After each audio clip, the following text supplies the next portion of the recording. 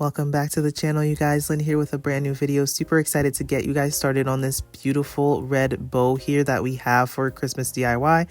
So go ahead and subscribe so that you don't miss out on any other videos that we are doing. To start, we're going to need a jumbo piece of foam. We're also going to be using hot glue and these tablecloths from Dollar Tree, specifically the red one that has the silver inside. And I'm going to show you guys exactly what you're going to need to be able to do this.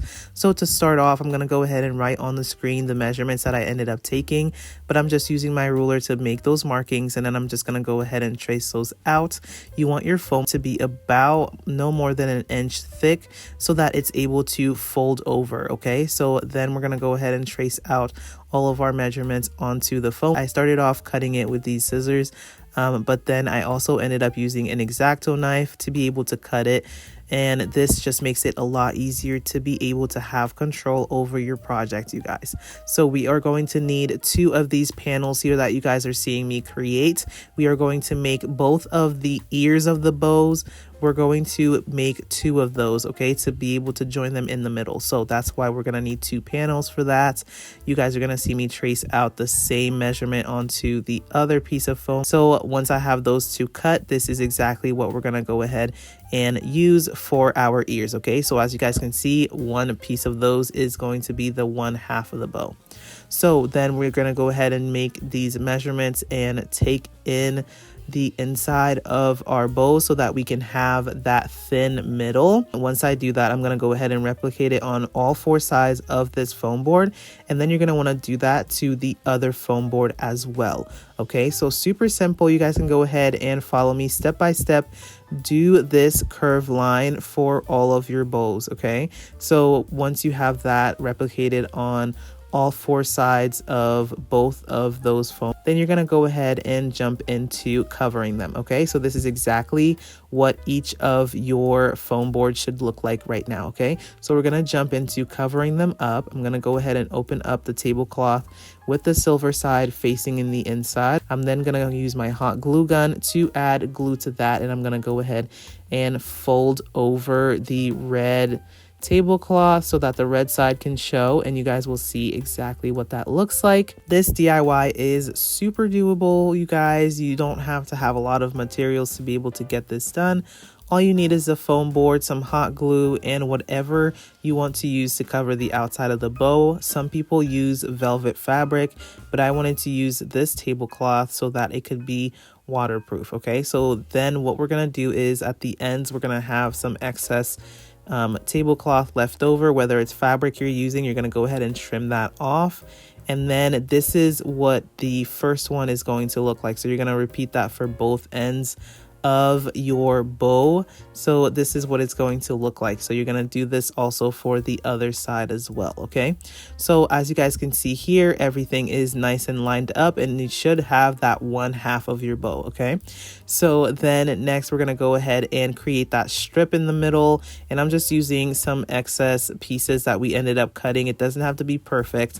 All we have to do is go ahead and kind of fold it like a present, and you're going to have that piece to be able to use in the middle of your bow. Okay, so then we're taking some excess some excess pieces of tablecloth to add a little extra tail to it. So here is our second ear for the bow, and you guys can see that looks absolutely incredible.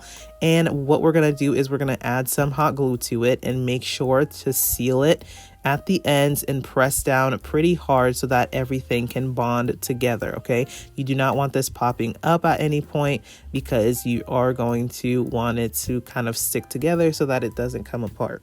So I'm just going to hold that together for a little bit here with this first side of the bow, and you guys can kind of see it coming together. Then I'm going to do it with the second one, and you guys are going to see what that looks like as well. So everything should be looking pretty similar at this point. So now the next thing left to do is to join them together, and of course again we're using the hot glue to kind of bond them together. I hope that this is making sense to you guys. This is what it's gonna look like, and then you're gonna go ahead and take that strip that I told you guys with the excess tablecloth, and you're gonna go ahead and apply it to the middle. So figure out which side of the bow you want to be the front, and which side you want to be the back. So this is how I chose which side I wanted. Whichever side I felt was a little bit prettier, I picked as the front side. So I'm just going to go ahead and tie that off to the side, and you guys are seeing our main bow is practically done. Look how stunning that is. If you guys have any questions, go ahead and ask them in the comments down below, and I would be sure to answer the questions that you have.